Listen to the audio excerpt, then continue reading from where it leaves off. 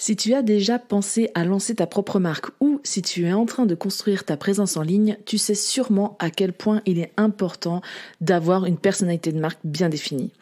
Ta personnalité est l'âme de ton entreprise. C'est ce qui te distingue de tes concurrents et lui donne bien sûr une identité unique. C'est grâce à elle que tu vas séduire et surtout tu vas capter l'attention. C'est clairement le premier aspect de ta marque qui va sensibiliser ton public ou non. Si ça te parle et que tu as envie d'en savoir plus, je vais te décrire à travers cet épisode comment définir avec justesse la personnalité de ta marque en 6 étapes simples avec un outil puissant, les archétypes de marque. C'est parti! Bienvenue sur Feel It Brand It, le podcast qui te donne un max de conseils design et stratégiques pour t'aider à améliorer ton image de marque. Moi, c'est Delphine, designer de marque chez Feel & Com. Après des années en tant que graphiste, je me suis spécialisée dans la création d'univers de marque et j'aide désormais les entrepreneurs qui utilisent le web pour se démarquer à créer, imaginer ou à améliorer leur image de marque afin qu'elle devienne un allié puissant et aligné à leurs valeurs, objectifs et ambitions. Si tu souhaites donc améliorer ta communication sur le web, si tu recherches des astuces et de la stratégie pour optimiser ton image de marque, ou simplement si tu souhaites avoir une bonne dose d'inspiration, alors tu es au bon endroit. Seul ou avec des invités, une semaine sur 2, je te partage toute mon expérience et mon savoir pour t'aider à optimiser ton branding et ainsi te permettre d'évoluer dans ton business et déployer ton identité à 360 degrés. Avant de commencer, je t'invite à t'abonner sur ta plateforme d'écoute préférée pour ne louper aucun épisode et à noter, si tu le souhaites, 5 étoiles si ce podcast te plaît. Bonne écoute! Tout d'abord, ce qu'il faut que tu comprennes, c'est que la personnalité de ton entreprise ne doit pas être à 100% calquée sur ta propre personnalité en tant que personne. Certes, ton business, c'est aussi toi, mais pour séduire au maximum, il faut que d'autres données soient injectées dans ton image de marque. Pour cela, liste au préalable ce qui te représente au mieux. Ton humour, ton franc-parler, ta douceur ou au contraire ton dynamisme. Car lorsque tu vas t'exprimer, que ce soit à l'écrit ou à l'oral, cela va indéniablement ressortir. Liste aussi tes valeurs, autant perso qu'entrepreneuriales. Les valeurs sont également une pierre angulaire de ta personnalité de marque. Réfléchis à ce qui compte vraiment pour toi en tant qu'entreprise et en tant que personne. Qu'est-ce qui te motive? Qu'est-ce qui te fait lever le matin? Quels sont les principes qui guident tes décisions? Tes valeurs doivent être alignées avec celles de ton public cible pour créer une connexion solide. Et enfin, pour construire une image professionnelle qui fonctionne, il va falloir que tu comprennes sur le bout des doigts ton public cible pour pouvoir bien sûr mixer ces infos à elle et ta propre personnalité ou celle que tu as envie de créer autour de ton entreprise. Qui sont-ils? Quels sont leurs besoins, leurs aspirations, leurs points de douleur et leurs valeurs? Enfin bref, tout ce qui englobe l'étude du client idéal. Fais des recherches approfondies pour identifier les caractéristiques démographiques et psychographiques de ton public. Plus tu auras forcément d'infos précises sur ce qu'ils aiment, ce qu'ils attendent, ce qu'ils souhaitent, plus cela t'aidera à adapter ta personnalité de marque en fonction pour te connecter de manière la plus authentique possible avec eux. Si tu rencontres des difficultés à définir tout ce que je viens de te décrire, tu peux tout à fait utiliser un outil qui existe et qui est assez puissant. Ce sont les archétypes de marque. Je ne vais pas te décrire dans cet épisode tous les archétypes de marque qui existent, il y en a 12 en tout. Je veux plutôt te donner référence à un épisode de podcast que j'avais déjà enregistré préalablement. Je te mettrai les liens dans les descriptions de cet épisode. Mais savais-tu que ces archétypes peuvent être utilisés pour créer une personnalité de marque cohérente et captivante? Ce sont des modèles de comportement et des traits de personnalité universels qui résonnent avec les gens. Il en existe, comme je te le disais au préalable, plusieurs, tels que l'innocent, le sage, l'aventurier, le rebelle, le magicien, le héros, le séducteur, etc., etc. Il y en a 12.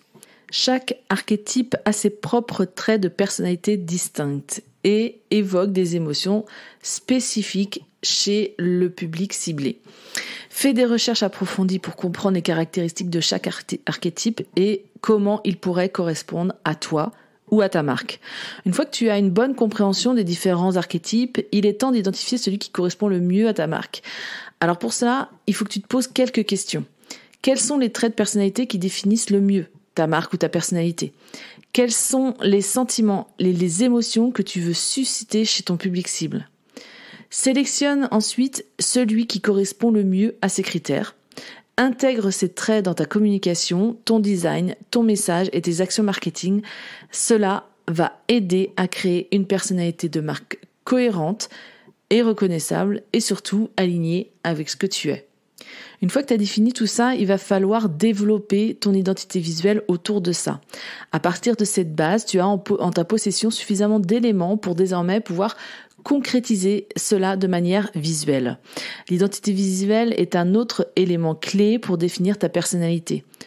Regarde comment tu réagis toi-même quand tu scrolles sur les réseaux sociaux, quand tu regardes l'ensemble des publications qui t'attirent, qui te happent, et généralement, ce sont toujours le même style de design qui te séduit. Choisis donc des couleurs, des polices et des éléments visuels qui reflètent l'image que tu souhaites projeter. Travaille forcément aussi ton logo pour qu'il dégage les émotions les plus justes. Qu'elle soit élégante, moderne, rétro ou minimaliste, assure-toi que ton identité visuelle soit cohérente avec les valeurs et les essences de ta marque que tu auras déterminées grâce à cette étude et cet archétype choisi. Une fois que tu auras passé cette étape-là, il va falloir vraiment entrer en contact plus profondément encore avec ton public. Et pour ça, il n'y a rien de mieux que de raconter ton histoire. Les êtres humains sont des êtres émotionnels et ils se connectent de plus en plus avec les marques grâce à des histoires. Utilise le pouvoir de la narration, ou autrement appelé storytelling, pour partager ton histoire d'entreprise. On en a toute une, on vient tous de quelque part, on a tous un passé qui peut être raconté. Ne banalise pas ce qui t'est arrivé. Explique comment tu es arrivé là où tu en es aujourd'hui, les défis que tu as surmontés et les réussites que tu as obtenues. N'hésite pas à partager tout ça sans censure. Les gens veulent du vrai à 200%. Ils veulent aussi voir qu'ils ne sont pas seuls à vivre des échecs, à galérer, à surmonter des obstacles. Ça rassure le futur client et surtout ça humanise ton entreprise. Une histoire authentique renforcera l'identité de ta marque et va créer une connexion émotionnelle encore plus forte avec ton public parce qu'il sera en plus noyé dans une identité, une personnalité que tu auras déjà façonnée grâce aux éléments qu'on a vus précédemment. Et enfin, pour que tout cela matche parfaitement et que ce soit le plus authentique possible dans l'image que tu transmets, il faut que tu t'assures d'être cohérente, encore une fois, sur tous les canaux de communication de ta marque. Que ce soit sur son site internet, les réseaux sociaux, les emails, les publicités, même dans sa façon de parler, ta personnalité, celle que tu auras définie, doit être cohérente de A à Z. Que ce soit dans ta manière de parler, d'écrire ou même tes visuels, tout doit matcher ensemble pour créer une harmonie aussi dans l'esprit du lecteur. En plus, cela aidera à renforcer la reconnaissance de ta marque et à bâtir forcément une relation de confiance avec ton public. Tu l'auras compris, définir la personnalité de ta marque est une étape indispensable pour séduire et surtout pour te différencier, pour vraiment prendre la place que tu dois prendre sur ton marché. En suivant mes conseils, tu devrais pouvoir la construire de manière pertinente, cohérente et alignée avec ce que tu es.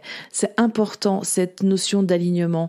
Si tu ne l'as pas, il va arriver à un moment donné où tu ne pourras pas communiquer avec aisance, tu seras bloqué dans ta manière de réfléchir, dans ta manière de t'exprimer et dans la manière surtout de partager tes choses parce que il y aura quelque chose qui ne sera pas en cohérence totale avec ce que tu es. Cela aussi va permettre d'humaniser ta marque et de créer un lien authentique avec tes clients. Et je pense que désormais, c'est exactement ce que les gens recherchent. Si tu veux une connexion forte avec ta cible, eh bien, en créant et en optimisant surtout cette personnalité de marque, tu vas réussir à capter l'attention. Bien sûr, si tu as des questions ou si tu as besoin d'aide, tu peux me contacter avec les éléments que j'aurai mis dans les liens de ce podcast par mail ou via mon site internet. Je resterai disponible bien sûr, il n'y a aucun souci. À très vite, je te donne rendez-vous dans 15 jours pour un nouvel épisode.